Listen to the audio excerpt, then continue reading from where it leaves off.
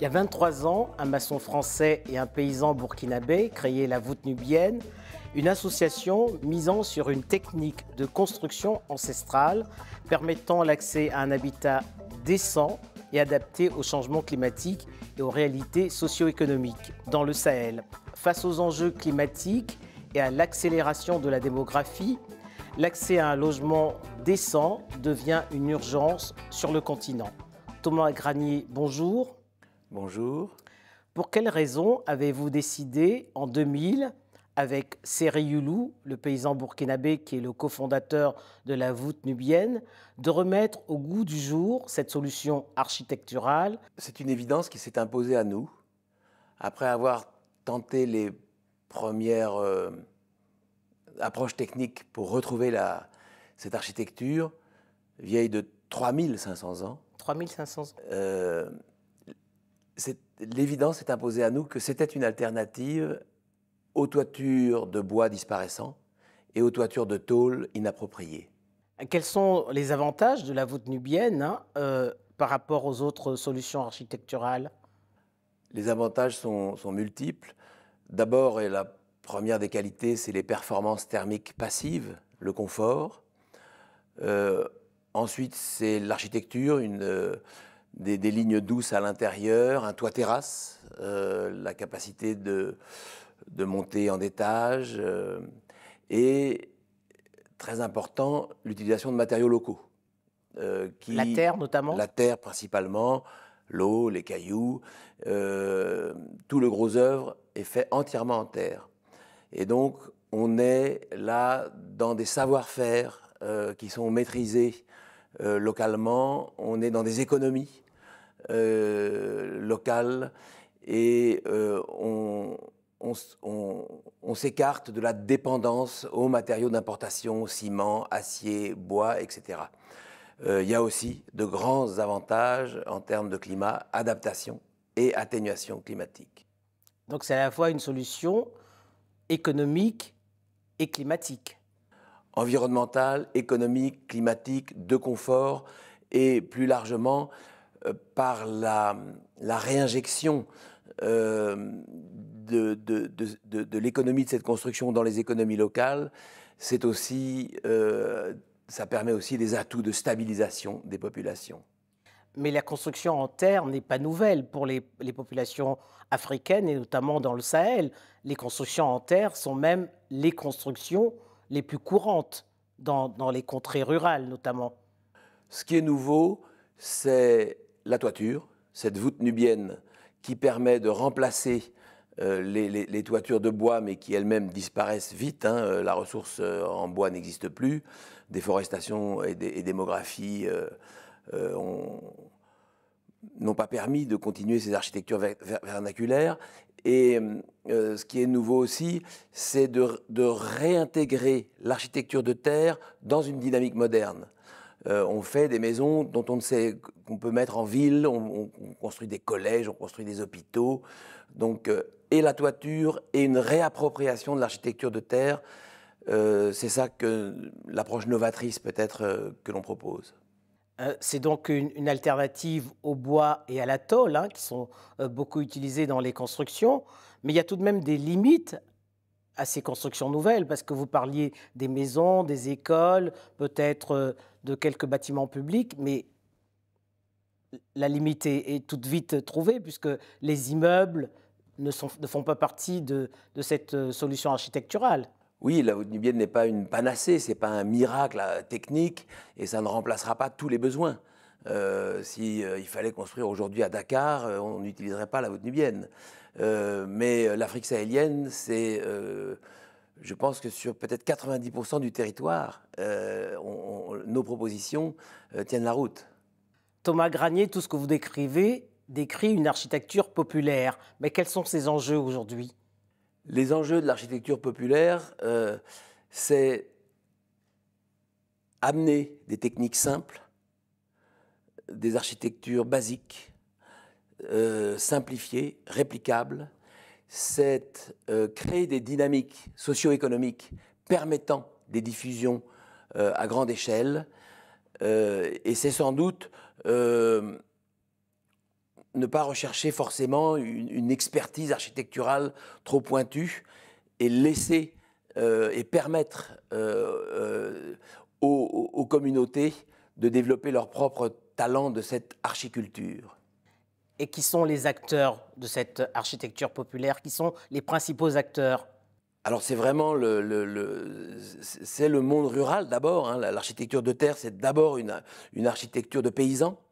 Et c'était en Europe, et ça a toujours été comme ça en Europe jusqu'il y a une cinquantaine d'années ou un peu plus. Donc c'est le monde paysan d'abord.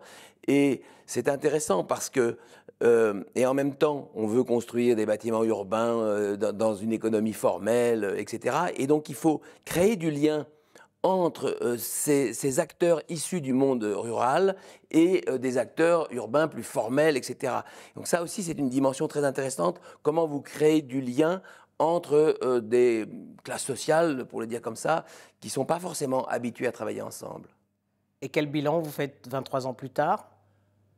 Le bilan aujourd'hui, c'est que nous avons les solutions. Les solutions techniques aujourd'hui sont validées avec près de 8000 bâtiments construits, dont 1000 seulement pour l'année 2021.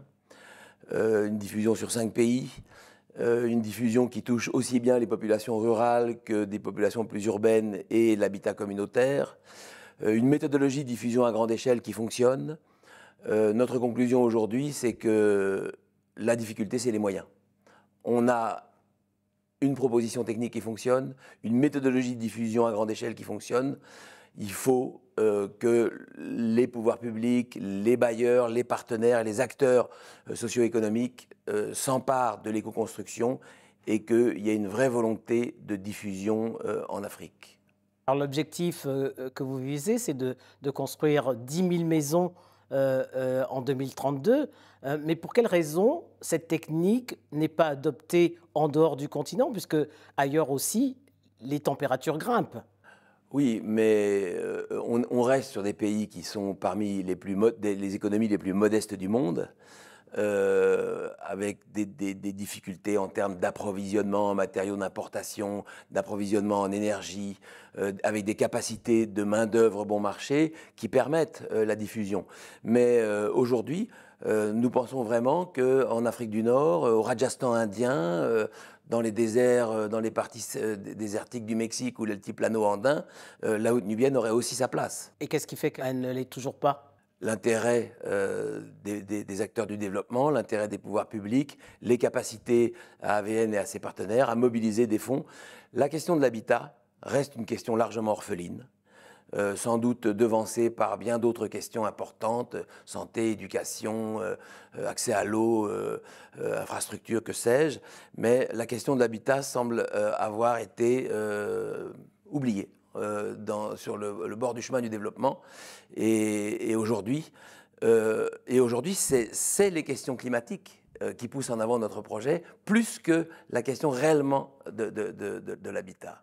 Et même de la démographie, parce que le continent africain va être l'un des rares continents à voir sa population doubler en moins de 25 ans.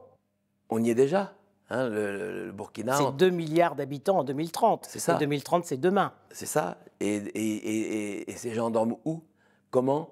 Et comment est-ce qu'on utilise l'évolution d'un secteur économique aussi important que l'habitat pour créer de la stabilisation, créer du développement et créer des impacts climat positifs? Nous avons des solutions pour ça. Pourtant, vous ne manquez pas de partenaires. On voit bien que des partenaires comme l'AFD vous soutiennent, vous accompagnent.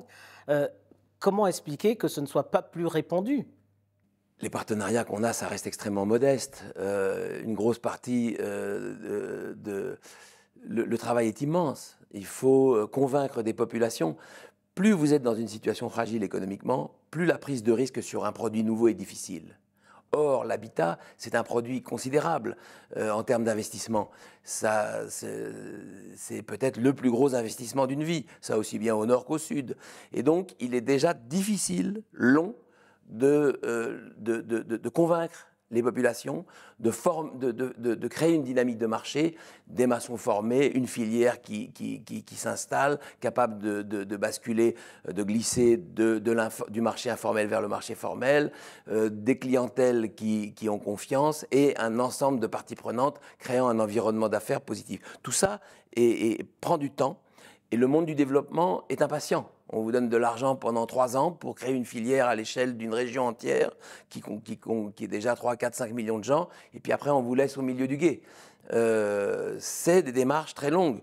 On pourrait prendre l'exemple de la France et de l'évolution du parc immobilier français depuis plus d'une vingtaine d'années que les ministères développent ici. On est toujours peut-être à 20 ou à 30% des acquis. Et c'est la France et c'est 20 ans.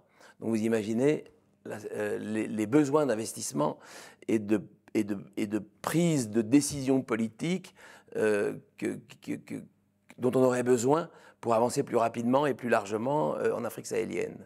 Et quels sont les retours des populations justement concernées par ce nouveau mode d'habitat?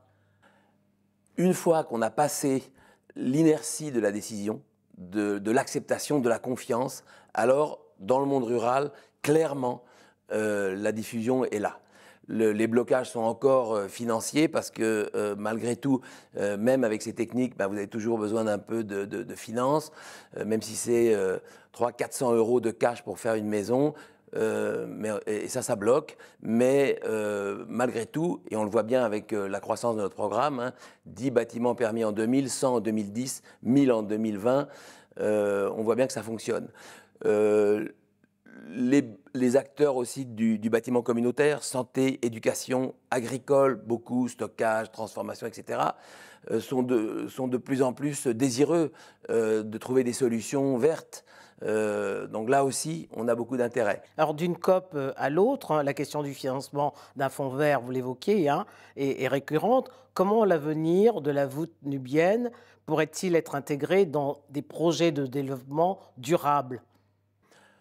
Une volonté politique par les gouvernements africains eux-mêmes, ça c'est une obligation. Une mise en avant des questions d'habitat par les partenaires et bailleurs de ces gouvernements. Une